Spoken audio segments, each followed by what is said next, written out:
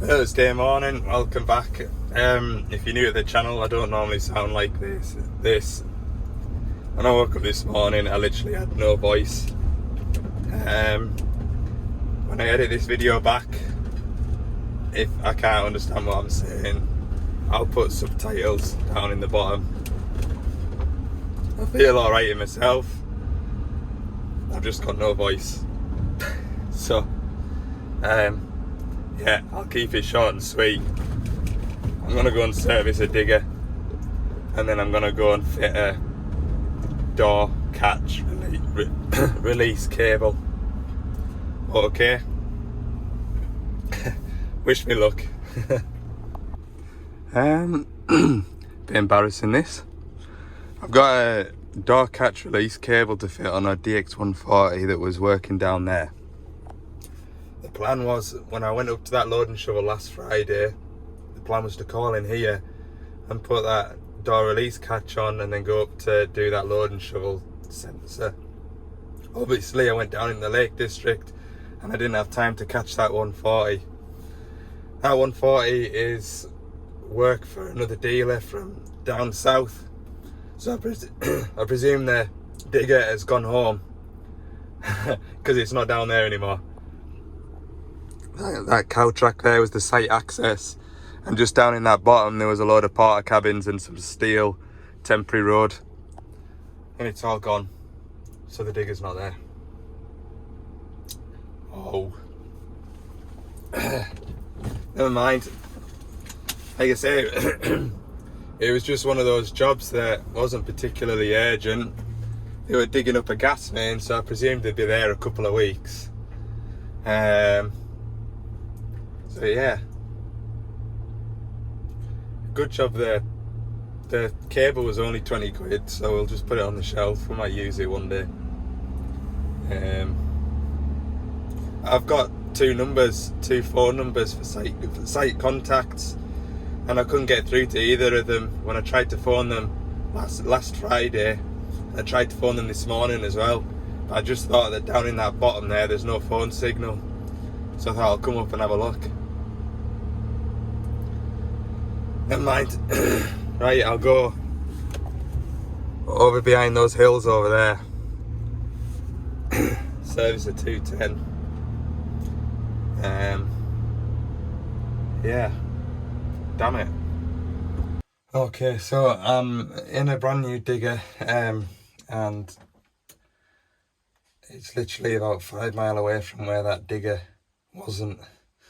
And he just phoned us when I was just going back onto the motorway, so I've popped up to it. We've got a engine management light on this digger.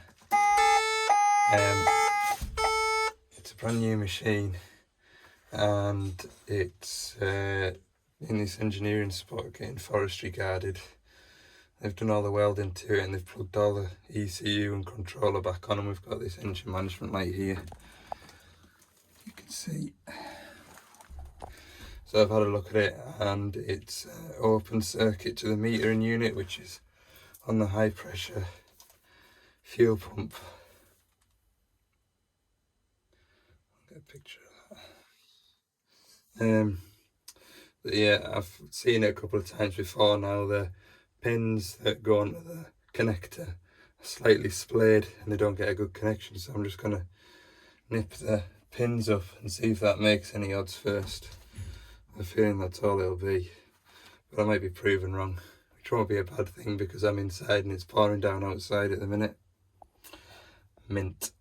So here's the troubleshooting guide for this error code that's active at the minute. Basically the reason for it could be a loose connector, faulty wires to the ECU, faulty metering unit, or loose connector on the ECU. I suppose they have had the ECU disconnected, but there's 8 plugs on the ECU, so I'd imagine that if we've got a loose ECU connector, surely we would have more error codes than just the one. So I'll just have a quick read through it. That's what the high pressure fuel pump looks like. That's the metering unit there, you can see. So I'll just have a quick look through this. There we go. Look, if we look at the fault code has been logged because the metering unit's got an open circuit. It hasn't got any control of how much rail pressure it creates, so we've got some error codes here for the PRV on the rail to say that it's been open. So they're the associated codes because of that code there. Okay, so down here they've moved the metering unit from a really awkward bad position to a really handy position, which is good for me today. This is the plug. See those pins, they're quite open and splayed. So all I'm going to do is, with a set of needle nose pliers here, these pliers, I'm just going to squeeze the pins ever so gently, and that should give a better connection. We'll go back down to the cab and see if the error code's cleared. Okay, so we'll turn the ignition on. And we'll see if we've got an error code. These screens take a while to load up, don't they?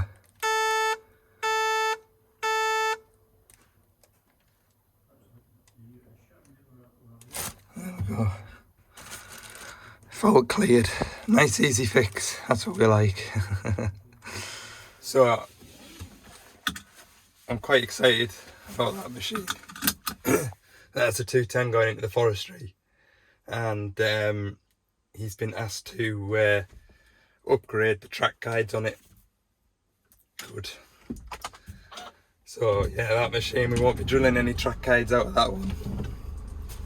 Alright, I've just been having my lunch. Found a nice spot to sit. The next job was going to be the service at 210, but I've got a customer with a 140 throwing a track off. He's got no tools with him to get the grease out of the tensioner to get it hooked back in, so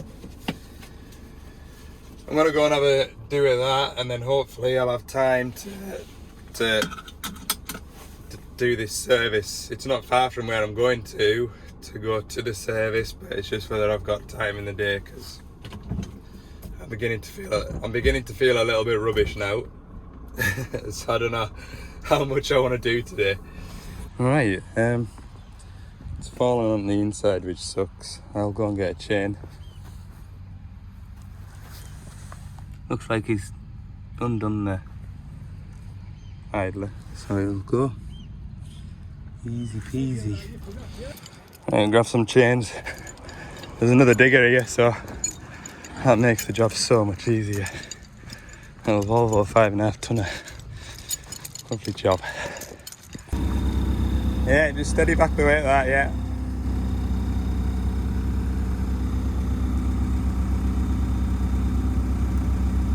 I'm gonna go. Maybe not. Whoa! I'll go and keep going. Might jump. There we go. It's gone really well. The time is 2:15. Easy work, right? I'll get this grease valve back in. So when I came to it, he wanted me because he didn't have a 27mm socket, but as I was coming in, there was a farmer coming out, and I seen he had a load of tools on the floor of his tractor cab. So when I looked in, I seen a load of grease around the valve, and I presumed the farmer had slackened it off for him. But it was only when we went to shove the idler all the way in that it wouldn't move, and he was like, "Oh, have you slackened that valve off?" I said, "No." So, yeah. See, it looks alright. We'll fire it back in, we'll just make sure it's tight. Right, there we go, 2:30. I'll just message the driver now, because he's working away with that 210. So if I message him now, by the time I get up there, I'll be just about tracking out the woods, I would say. Keep the ball rolling, there's no time for stopping and waiting for machines to come now. Right, I've just stopped for diesel, and driver's message back, and it's a good job he did, because the machine isn't where it is on the tracker. It's obviously where it's working, there's no SIM coverage. But yeah, it's not 20 minutes that way, it's 20 minutes that way. So I'm pleased I messaged him now. Close call. Okay, service is complete. Got all my oil samples. We've got diesel slew gearbox, hydraulic, engine oil, right hand, left hand, track motor, track gearbox. Here, look at this. Nice put all this stuff back in there. See all of that debris there? It's all dead flies, but the bottom of there is full of them. Yuck. I'd much rather see them in there though than flying around my face while I'm trying to do this. Yeah, it's just trying to rain now and I'm packing up. About 4:45. Got everything done. Everything is done. I am happy. So that is the end of my day now. Everything's kind of slotted into place and everything's happened for a reason. I went up to that machine and it wasn't there, and then 15 minutes later I had a job to go to that was 15 minutes away, so we went to it, and I came out of there, stopped in a lay-by for my lunch with a nice view, and then ended up coming in the right direction to here, which I didn't know this machine was here, to go and put that track on. And I found out where that machine was, this machine was, and it's just all been in the right spot. So, yeah. Everything happens for a reason. Alright, I'm going to give my voice a rest. Been chatting away at the driver as well. And the phone's been pretty busy today. So I'm going to have an hour of peace on my way home. And hopefully tomorrow I'll have my voice back. Busy day tomorrow. Stay tuned. See you in the morning. We're here. It is Friday. I've got my voice back. Almost. It's still a little bit hoarse. I was going to do a horse noise then, but I'm a right good fettle. Yeah. I'm at this loading shovel. This is a 420 CVT and it has a mandatory Class A rework to do to it. And I'll show you what that is now. Okay, so the reason why I'm not interested in the other shovel, which is parked over there, this one's the CVT. It has been found on CVT shovels that the bolts that hold... Oh, then. Yes, the bolts that hold this plate on, there's an adapter plate, so we've got the flywheel here, and then we've got this damper, which is a big lump of rubber, and then we've got this plate here to attach it to this shaft. This bit of rubber here, in fact I'm looking now, this one's going to be to do, look, I think, see this gap here, possibly. The rubber has either got it's got two sets of holes if you like. One is a threaded hole, the other isn't a threaded hole. And the bolts should be going through the non-threaded hole into a threaded hole. And some of the machines that have been built, the bolts have gone through the threaded hole and into the threaded hole, which means that the shaft mounting plate isn't mounted correctly. So I have to check them, and how I check them is to remove a bolt and then see if this bit here is threaded or whether it's just a hole. Capiche? Shouldn't take long. Just whiz these bolts out and have a look. And the good news is this one doesn't need reworking. So I've got nice smooth plate here. That's this plate. Nice and smooth. In at the second plate, nice and smooth, and then I hit the threads, which is there. Pull that out of there like that. Ugh. Hang on. There, like that. And if you look at the bolt length, you can see it's been threaded into that part there. And this part hasn't been threaded in any. I'll line that up with my bolt. That is correct. Not that you can see because I can't hold my phone and show you at the same time, so I'm happy with that. Someone somewhere must have come across more than one where I don't know whether the plate comes off or whether the shaft breaks or the bolts come loose, and I bet there's a fair old rattle up if that comes away. So we've been told to check all CVT shovels because someone in the factory has had a brain fart. So apparently all the shovels that we've got out there that have been checked so far haven't had to be reworked. They've all been fine. So yeah, that's good. We can put all this back together now. Alright, here's a better illustration.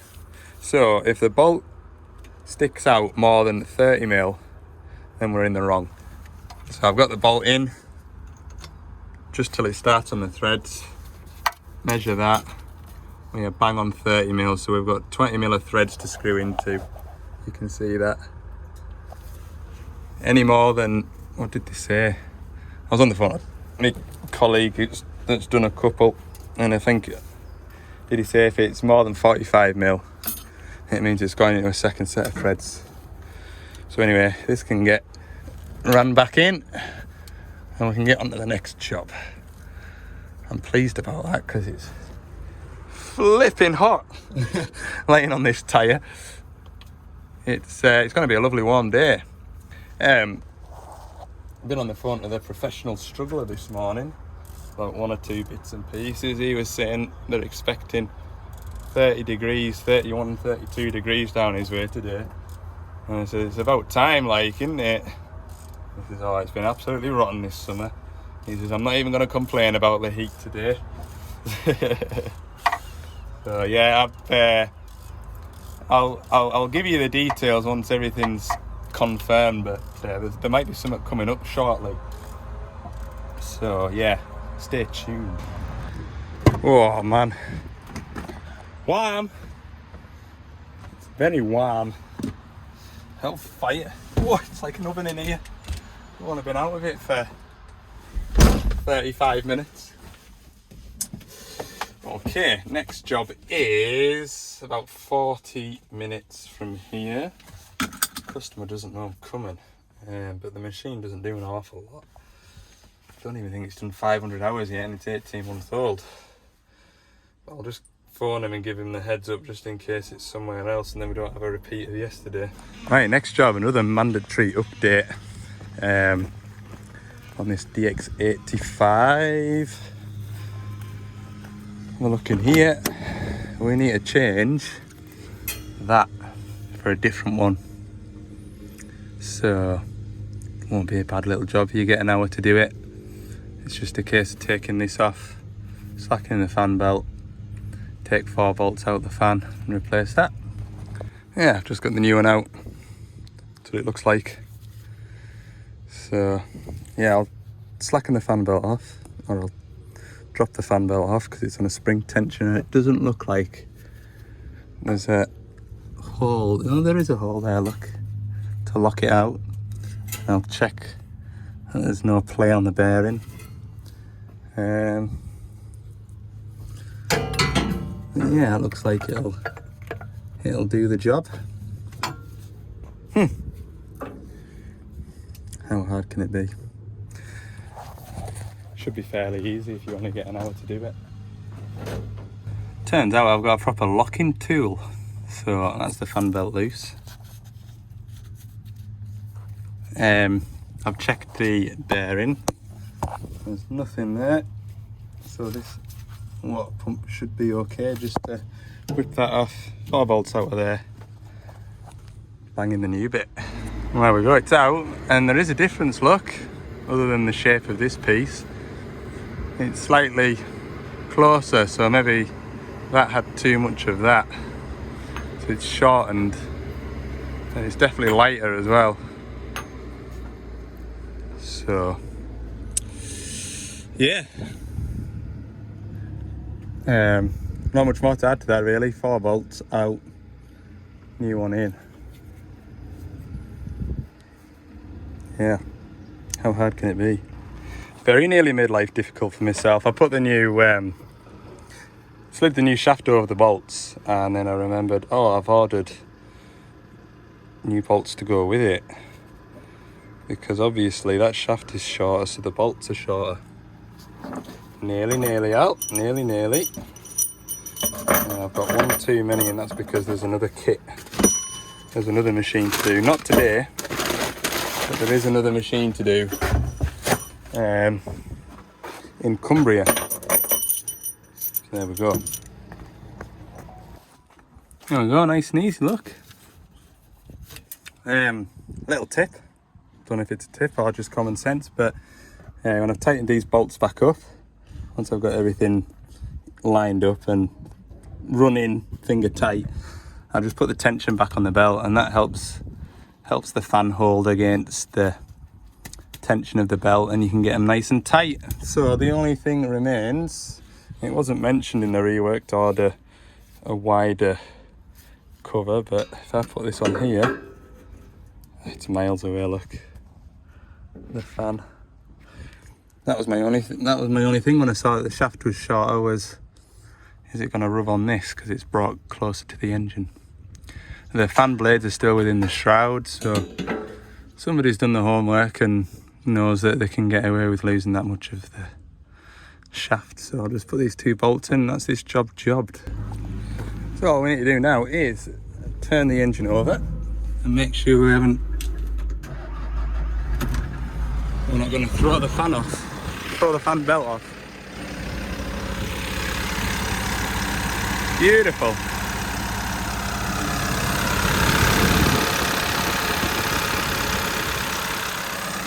Right, job done. Right, we've just been bodging that 550.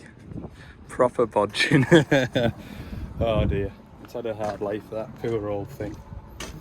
We snapped the steering wheel. Snapped it clean off nearly. You've got like, that's your steering wheel. And there's like a spar that comes off the centre and a spar that comes off the centre, and one of these is snapped. Any road. This customer has been to an auction and tried to sell to a new digger. Still got the old customer's name on it. So he just wants it servicing.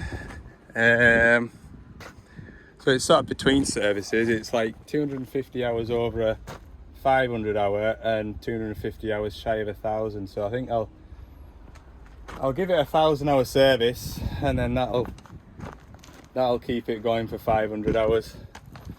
Yeah, nice machine. How many hours is on it? 3,608. It's a very straight machine for that. There's not a mark on it. So whoever's had it last has looked after it. That one there looks fairly recent. Should be about right. Yeah. 225-7. Well, that's something actually. This fella always gets excavators with auto lube fitted. But it looks like it's been getting grease, because they won't be in the habit of greasing machines because they just use the auto lube. Anyway, I'm gonna do a 1,000 hour service. Get these hubs lined up.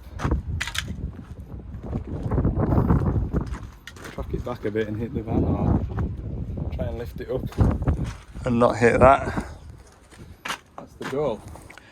Well, I made the right choice changing this final drive oil, if nothing else. That absolutely stinks. That's going to be in a nice warm van. Well, not the oil will be inside a sealed container. However, the dregs of it will be sat in that container in the back of that van. Oh, that's going to be nice to smell on Monday morning. Delicious. Right, let's find some empty drums, get this engine oil draining. The same service as I did yesterday afternoon. And that took I was fairly marching on with that one like last night though. I'm a bit slow today because it's hot. But yeah, it was about an hour and a half on the last one. Probably be 2 by the time I've finished. A couple of other bits to check as well. It's the operator reported an engine management light flashing on occasionally. I've looked in the error codes and it's got a rail pressure sensor issue. Remember we looked at the connections on that metering unit yesterday for that error code. There's a similar sort of a problem with the rail pressure sensor connections as well. They can be just splayed a little and it'll not give the right reading, because there's two error codes on there, one for the rail pressure sensor and one for maximum positive rail deviation. So the rail pressure has exceeded what it should be. And if you unplug the rail pressure sensor, then the metering unit doesn't know how much pressure it's giving the rail, so it just goes bang, have it all. So yeah, we better get that sorted, because it'll be lifting the rail relief valve off its seat. We don't want that to happen too much. Boy, I'm warm. It's nice though, I'm not gonna complain. This is what we live for. Days like this that keep you going during the winter time, when you're up in the woods putting, it always seems to be a winter job putting track motors on diggers. I think I've only ever put one track motor on a sunny day. Ugh. So I remember this in the winter time, this one day of summer. So it's to be wet tomorrow, and we're going to a show tomorrow. Me and the kids and the better half. That's the plan anyway. I'm gonna go to Penrith show. We haven't been to a show yet. And then Sunday, I am not to leave the garden until I have built a garden shed. I've got a garden shed at home, and it's been on my to-do list for about 3 years. And I really don't think it'll last another winter. So I've got the materials. I need to get some more materials tomorrow, but I'm doing a bit of woodworking. Quite nice, quite satisfying doing woodworking, but all the tools that I've got in the back of the van, apart from a tape measure and that impact driver, it's all geared up for metalwork. So yeah, I'm borrowing my dad's tools and my father-in-law's tools to get the job done. Something different though, it's nice to do. Whew. Right, I'll get this engine oil out, should I? Thought that cap was tight to get off. Does look alright, but normally there's like half a dozen turns to unscrew it, where it was only like 2 screws and it was off and it was tight. Whoever's serviced this last has damaged the threads, and there's a bit of thread on here that I need to get off, which is a pain. Oh, there's something in there. It's Friday out, it'll be fine. You'll sort it. Where's that bit of thread gone? Saw it before. There's something not right. Well, there it is. But yeah, that's the thing that's stopping us. Oh, got it. Fingernails. You know that rail pressure sensor fault? I think I've just found it. Holy! Look at that. That is the worst filter I've seen all year. Unbelievable. It looks like I'm going to have to strip this filter head down and make sure it's all clean. Some more there. There's more in there. Yuck.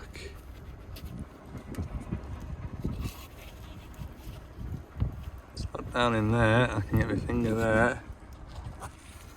There's a bit more at the back of here, I think. And get all the way in. Is that it all? That's it all. So, yuck.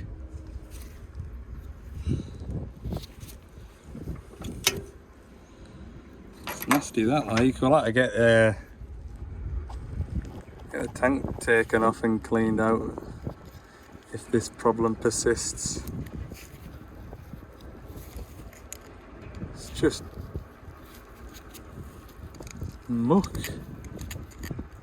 Go and get the airline kindled up. Oops. For the environmental disaster. Hellfire! We're going to have the Environment Agency on us. Another possibility with those fuel rail faults is they are historic. They were in the failure log rather than in the active failure list because it's got a new rail on it as well, so maybe that was the problem a while back, and perhaps them fuel filters have been giving it a low rail pressure code, I would imagine. Anyway, you might have noticed when I was down there showing you that filter that the grates in front of the radiators are filthy. So I'm going to pull these out and clean them, hopefully. They used to have thumb tabs on these. Oh, the magnets now, look. Hell, they're good magnets too.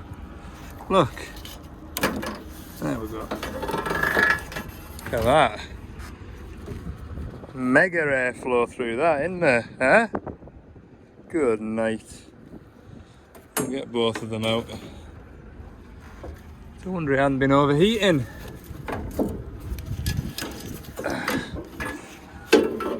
And I'm also going to pull that. Look at this. Someone has been cleaning it at one point or another because they've snapped it. That is absolutely packed full of muck. Can you see that?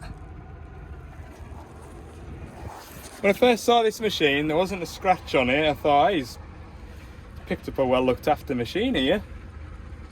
But the more I'm working on it, the more I'm thinking, has it been looked after, or has it just had a careful driver on it? Does that make sense? You can have a careful driver, that doesn't mean that the machine's necessarily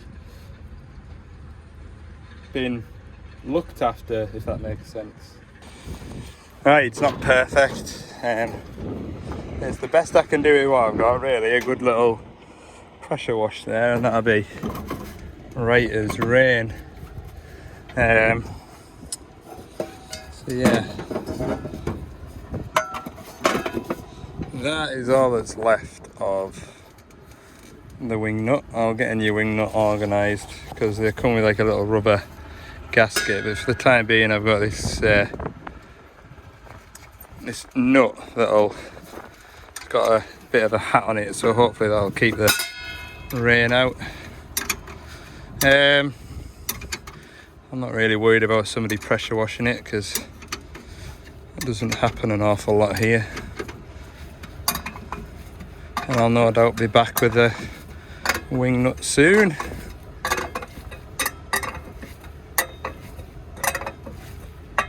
Right, at least you can see how much stuff's in there, can't you?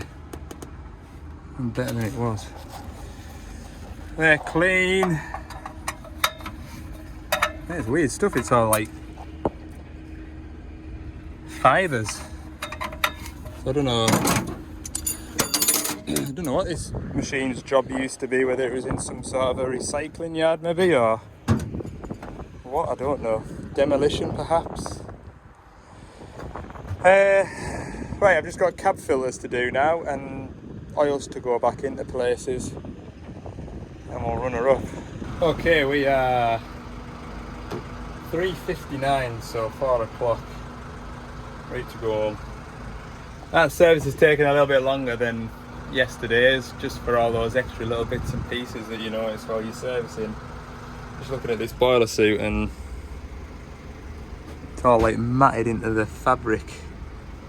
Yeah, that's going to need a soak in a bucket of, I was soaking a hot bucket of water with some fairy liquid that before that's anywhere near clean. I'm going to do that this weekend though, because I've been meaning to do it for ages, but we just haven't had the weather to hang the washing out on the line.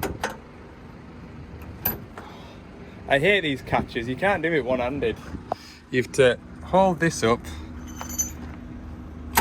and then, oh, see, even two hands I can't do it, look, that's the end of the day feeling for you. Yeah, I am gonna just run it up now. Still got the bonnet open. Why did I leave the bonnet open? Oh, it smells nice in this cab. Air fresheners all over the parish. Probably the nicest smelling cab of the week, I think. trying to think if I was in a nicer smelling cab. Yesterday afternoon, that wasn't a bad cab. Put it on a par. Right, I'll get this thing kindled up and go home. Right, final job is I need to get the engine number off Alan. I know what they mean now. I thought the driver was called Alan. It's Alan the shovel. This is another auction purchase, I believe. Banner contracts. So this will be a Lloyd's machine once upon a time. It's in good order, but it looks everything's straight anyway, which is half the fight compared to that 550. Yeah, just do it this way. Anyway, all I'm going to do is take a picture of this engine number and then go home. So I'll wrap the video up. Thanks for watching. I hope you've enjoyed it. And oh look, that's got the same oil leak as that other one.